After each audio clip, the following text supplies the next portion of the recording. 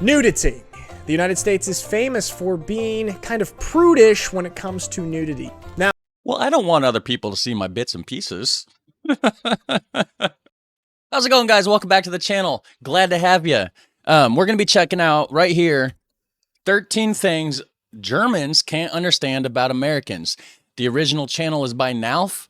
I've done some videos, some reactions to his videos before, and I like the channel. I've already subscribed. You should too. I'm going to hit like on his video, and there will be a link to the original video down below, like always. And it's always nice for you guys to go over there and click like on his original video. It's only fair.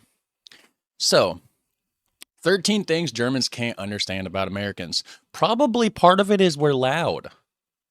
Not all of us, but a fair bit, right? What else? What else can I... presumptions here. Well, we're loud. That's probably the main thing. We're obnoxious. Americans whine too much. Yeah. I don't know. We're going to find out, though. We're going to find out together, guys. I am sure there are many things that you just do not understand about Americans. Well, I am here to help you with that. There's a lot of things I don't even understand about Americans, and I am American. Country sucks. America's #1. My name is Nick Alfieri, and I am an American that lives in Germany. I've lived here for about 7 years, and I've gotten all the questions there are to get from Germans and other Europeans about Americans. So in this video, I'm going to explain to you things that you just don't understand about me and my people. Let's get into it. Let's do it. That's still a little loud. I'll fix it and edit. Well, let's start with the one that everybody wants to talk about. Guns. The United States, of course, is the land of guns. There are something like 400 million guns in circulation in the U.S., and that's just for the ones that can be accounted for. I don't have any guns. I don't need any guns. I don't understand why other people have guns. That's about 120 guns per 100 people. We got more guns than Yemen. That's actually surprising considering, you know, what Yemen's going through right now. Wow, okay. So we still have over twice as many guns per capita that Yemen has. Very interesting. The most in the world. Now, why do we have so many guns? I am going to completely oversimplify it and explain to you that it all comes down to a thing called the Second Amendment of the Constitution of the United States, which basically provides citizens of the United States the right to bear arms, the right to own weapons. The big debate nowadays is, of course, the interpretations of the Second Amendment. People that are pro-gun say that it gives total access to all firearms and weapons ownership, and the people that are anti-gun say that this is misinterpreted and outdated. Naturally, it is probably one of the biggest debates in the United States. Definitely outdated. That was, first of all, when the Constitution was made, we were in a war with Britain, UK, England, whatever, right? You know, we're trying to gain our independence from England, and there was a lot of it was a different time, right? It was a different time period. And ever since then, people just kind of like just took it and ran with it. And now there's gun crimes all over the place. There's school shootings. There's all sorts of terrible things that happen because of it. There's robberies that take place. So then other people are like, oh, well, we need the guns to protect ourselves. So then the problem gets worse. But that is the origin of it. Tipping. In the United States, you are expected to tip in so many different situations and to tip quite a bit. You know, in Germany, you tip maybe 10% at a restaurant, and there's a lot of situations where you don't tip in Germany, where you would tip in the United States. And the big thing is tipping at restaurants, and you typically tip 15% if it's fine, 20% if it's good service, and sometimes even more, 25%. Yeah, it's crazy. And the reason is there's actually no minimum wage for servers, waiters, and waitresses in restaurants in some states. And so basically the customer is expected to pay the wage of the server. First of all, I'm just going to say right now, I completely, it's to me, it's unacceptable. If you're going to own a restaurant, you know, it's down to American capitalism and being greedy. You know, if there's no minimum wage for those kind of workers, then companies run with it and they give them, like right here, $2.13 an hour. That is absolutely ridiculous. In my state, the minimum wage is $7.25. And that is, you cannot live on $7.25. You just simply can't do it. It's just not enough, especially with, and it's been $7.25 for probably 20 years. Well, has everything else been the same for 20 years? Absolutely not. Rents went up, groceries went up, cost of living in general has went up, the cost of gas has went up. Every single thing is rising. It's called inflation, right? Minimum wage, nope, still $7.25 here. And of course, every state's different. Like New York, their minimum wage is 15. But yeah, it's just absolutely ridiculous. It's uncalled for. And personally, I think it's unacceptable to pay somebody less than the minimum wage and then expect the customers to make up the difference. That is just American greediness right there. That's all I'm going to have to say about that one. Paid $2.13 an hour as a bartender and a server. Crazy. I was paid $9.28 for 70 hours of work. That's There's a insane. pretty deep, complicated history with the tipping, but that is why you are expected to tip so much more in the United States. Nudity. The United States is famous for being kind of prudish when it comes to nudity. Now, Well, I don't want other people to see my bits and pieces. what's interesting is I actually made a video about nudity about 4 weeks ago, and it basically explains why the United States is so prude and uncomfortable with nudity, especially public nudity, and why Germany is so comfortable with it. And guess what? YouTube, an American company, blocked the video Imagine that. because it was too inappropriate discussing nudity and showing some nude images. It wasn't anything graphic like that, but I think that was a great example. But basically, Americans, for us, nudity is a very private thing, and I think a big aspect of this is from our media. In American media and TV shows, nudity is often portrayed as something to be embarrassed about. They're always covering up, and it's always the butt of a joke. Well, with a body like mine, it is embarrassing.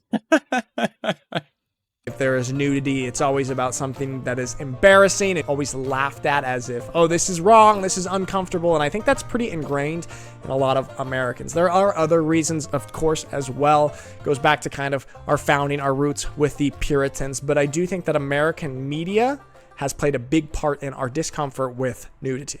Donald Trump. This is probably the most asked thing that, at least during the last few years here in Germany, that I, as an American, had to get asked by Germans all the time. What's up with Donald Trump? What do you guys think of Donald Trump? And before anybody asks me or whatever in the comment section, I don't get political. I don't see myself as a Republican. I don't see myself as a Democrat. I think all politicians are crooked. You can't trust any of them. They all do bad things. They also all do, maybe not all of them, but they try. There's a couple good things that some of them do, right? No comment on the Trump situation. It gets heated, and I don't need that. How did Donald Trump become president? And I'm going to give you the oversimplified, very, very simple answer here because I know so many Europeans have no idea how or why that would happen. Basically, Donald Trump represented the anti-establishment in the United States. A lot of people feel or felt disenfranchised by the establishment, and he represented not that. So that is the oversimplified answer.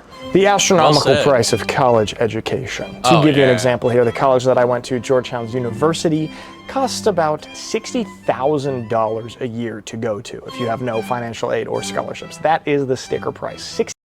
Just do what I do or did. Don't go to college. I dropped out of high school. Probably shouldn't have done that. In hindsight, I realized, like, maybe that wasn't the greatest decision. I had a hard time getting jobs and stuff along the way. I've had a lot of random different jobs, always low paid and overworked. But now I do YouTube and I don't need any degrees or certifications for that. So, like, hooray. But if you're watching this and you're a kid, don't just be like, oh, I'm going to be a YouTuber. No, get your education because you never know. It may not work out for you. 60 grand a year. To compare that to my girlfriend's university, that costs her about 25 euros a semester. Now, this system of higher education in the United States has become ridiculous and bloated. Basically, they will promise and give loans to any 18-year-old that wants to go to college. So they've created this predatory student loan system. And so they can charge any price they want for college education, and it's just gotten higher and higher every single year. It doesn't go towards the education though. No, it goes towards paying administrators and all of these people and, you know, presidents of the university. And so they're incentivized to just keep increasing the price. Yeah. Student loans in the United States are the one type of debt that you cannot declare bankruptcy for. And back to the whole, you know, doing YouTube. I don't even make that much on YouTube. It's about the same as like a minimum wage job, to be honest with you. I am not rich by any means. In fact, I'm struggling. So if you want to help that, support the channel, there is links down below for that. I would definitely appreciate it a ton. You don't even know. Pretty crazy. Our news is very entertainment based. Now, Yeah, it is. very often when I watch German news, it is very calm. It is just saying the facts. It's kind of saying this is what happened. It's almost boring. After weeks of infighting, the Free Democrat finance minister and the Green family minister have come to an agreement. In the United States, it is much different. The news is entertainment, especially Yeah, it is. It's almost like watching an episode of Saturday Night Live. watching cable news. MSNBC, Fox News, CNN. You know what, John Frederick? John, until that last comment, I'm going to cut you off. Can we please cut him off? Can we take him off the screen?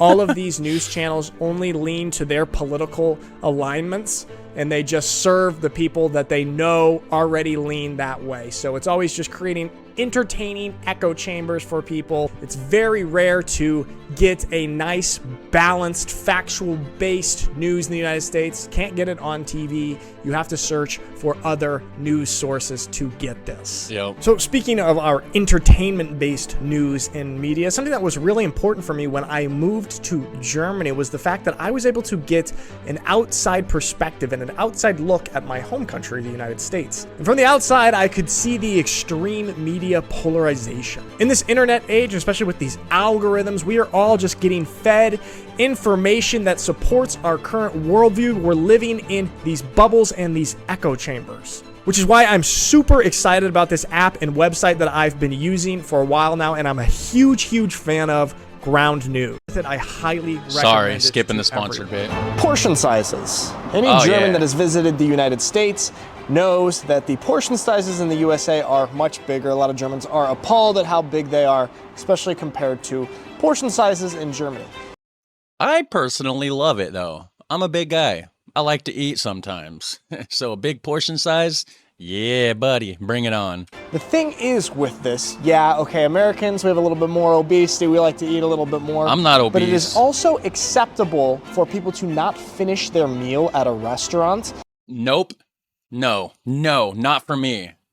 Not for me. You clear your plate. You paid for it, you eat it. That's how I feel. And we have a big leftover culture, a takeaway culture, and a to-go box culture. Oh, yeah. Here in Germany, it's much more looked at as rude and kind of looked down upon if you don't finish your meal at a restaurant. In the States, it's totally fine. So when you get this huge, big portion, yeah, okay, maybe some people will finish it right then and there, but a lot of people will eat some of it now and box the rest of it up and take it home to go. And Yeah, sometimes I will admit I do get the take-home box, but it's great because then you got a snack for later.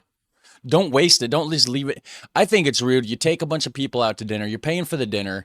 They get this massive plate of food, and then they only eat half of it. And then they don't even want to take the rest of it home in a box. And I'm like, to me, that's rude. That is absolutely rude. At least put it in a take-home box and take it home later to enjoy, because it's like, what am I wasting my money for? Rude Americans, I tell you what, guys. eat it as leftovers. This is much more culturally acceptable in the States than it is here in Germany. So that is the explanation for our gigantic portion sizes. Patriotism. Look at me. I'm wearing a USA shirt right now. I'm wearing a Rocco's Modern Life shirt. I actually have shirts for sale if you want to check the links down below. I got a merch store.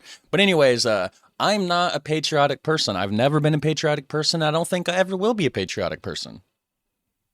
I very rarely see a German person walking around wearing a Germany shirt, unless it's like for the soccer team or it's World Cup time or something. Americans are among the most patriotic people in the world. I've mentioned this previously, but there's a whole industry of putting American flags on things, whether it's backpacks, shirts, phone cases, bumper stickers. American flags are seen everywhere. A lot of people fly American flags in front of their houses. Totally normal It's in annoying. Germany. And again, I made a video about this whole thing about pride and patriotism.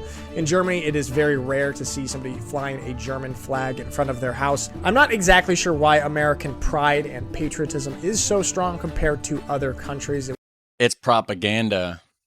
Would be worth it for a deep dive, but it is certainly there. It is certainly prevalent, and for the Germans who are asking about it, I don't know, man. Just from a young age, you say the Pledge of Allegiance in school, you get American flag T-shirts, you have USA T-shirts. That's just kind of the way it is.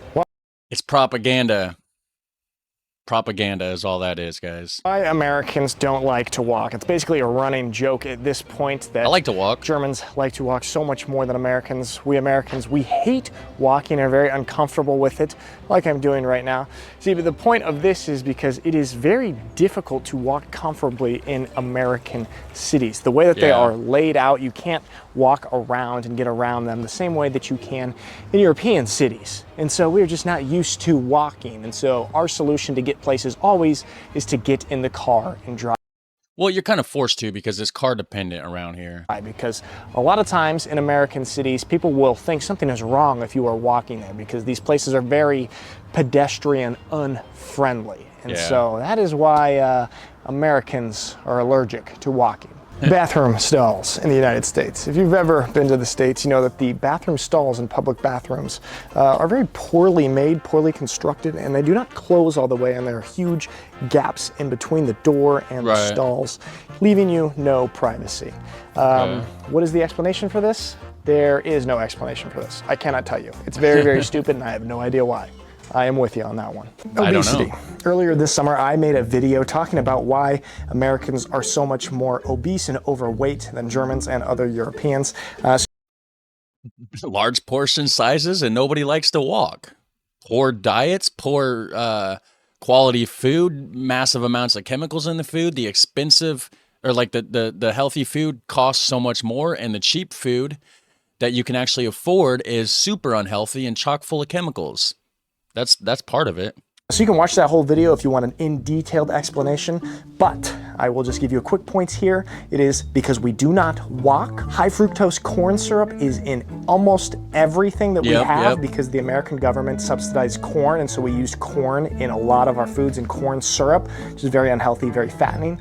And because our Food and Drug Administration regulatory body, the FDA, kind of works backwards and does not do a good job at protecting American consumers from harmful chemicals that probably help us become unhealthy and obese.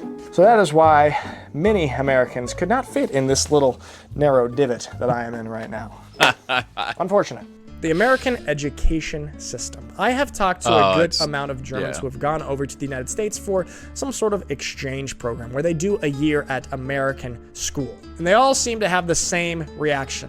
Whoa, American school is very easy and simple.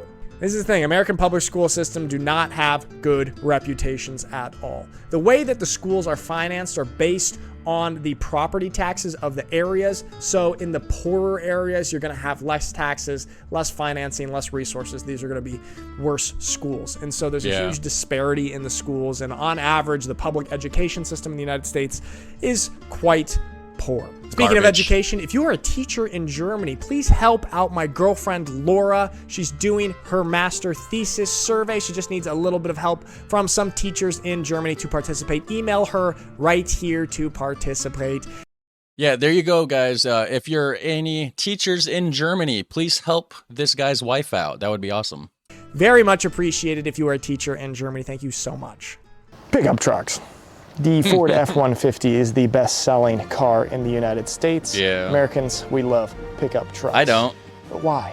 Well, in Europe, a pickup truck is very impractical. The roads are tiny, there's way less space, but in the States, the roads are much wider. There's so much more space, and pickup trucks just kind of represent that American Western freedom mentality, that kind of Wild West cowboy mentality. So the I have no cowboy mentality. I live in northern Indiana. I don't want to be a cowboy.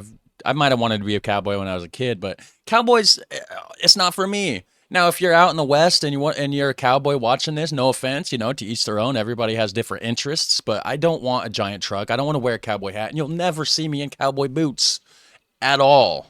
At all. I feel like I'm European at heart.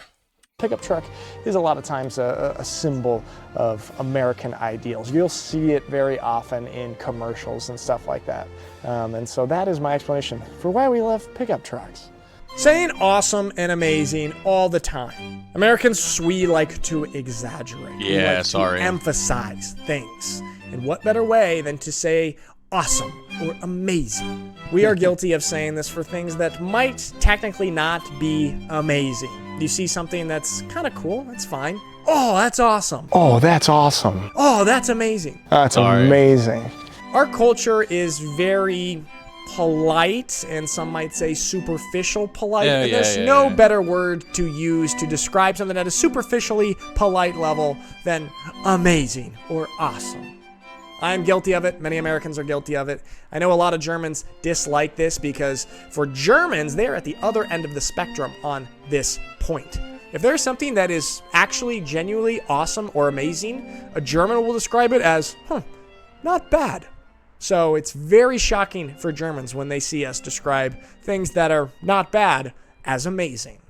Sorry, guys. I'm guilty of that too. I apologize. But hey, I'm just a dumb American, right? All right, guys, those are some things that I know Germans just cannot understand about Americans. If you have some more things you just don't understand about Americans, let me know in the comments because I am absolutely fascinated by them.